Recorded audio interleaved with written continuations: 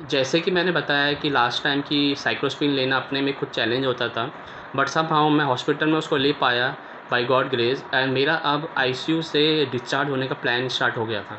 अब जैसे ही डिस्चार्ज होने का प्लान स्टार्ट हुआ तो सडनली मुझे लूज़ मोशन लग गए, जिसकी वजह से मेरा दोबारा से स्टे थोड़ा लॉन्गर हो गया। बट वो हुआ कि वो किसी को नहीं पता, कोई कहते हैं कि दवाइयों से हो गया, कोई कहता है कि पेट की गर्मी में हो गया। बट येस, वो साइड इफ़ेक्ट होता रहता है बीच बीच में। ज़्यादा देन टेकिंग अ रिस्क, हमने सोचा क्यों ना 1 और 2 दिन और दोबारा आईसीयू में रहे, जिससे कि हम पूरा रिकवर होके जाए। तो फाइनली मेरी सारी रिपोर्ट आई दोबारा से और वो अच्छी आई, और मेरा प्लान हुआ कि अब इसको आज डिस्चार्ज करा जाएगा।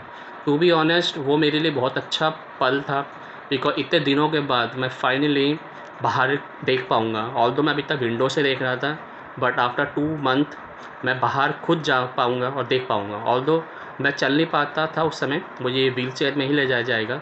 But yes, you can understand कि जब बंदा 2 महीने 3 महीने से अंदर ही बैठा रहे एक ही रूम में एक ही पोजीशन में, कैसा लगता होगा। बिकॉज़ आप कहीं जा नहीं सकते, आप वॉक कर नहीं सकते, और वॉक भी अगर करता था तो सपोर्ट से करता था।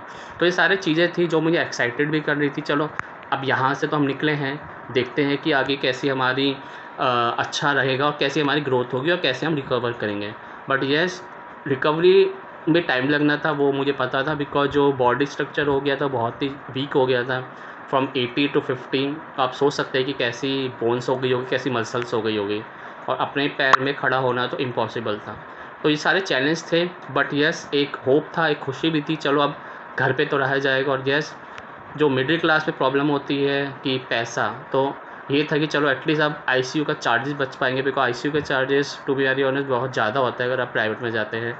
तो ये सब कुछ को देख के हमने सोचा चलो अब घर पे ही हम आईसीयू की तरह रहेंगे, बिकॉज डॉक्टर ने बोला जैसे आप हॉस्पिटल में रह रहे हो सेम आपको घर पे रहना पड़ेगा। एक डेडिकेटेड रूम होगा जिसके अंदर किसी की एंट्री अलाउड नहीं होगी एक्सेप्ट जो उनका केयर टेकर होगा, और वो केयर टेकर कहीं बाहर नहीं जाएगा फॉर इनिशियल 3 to 4 मंथ।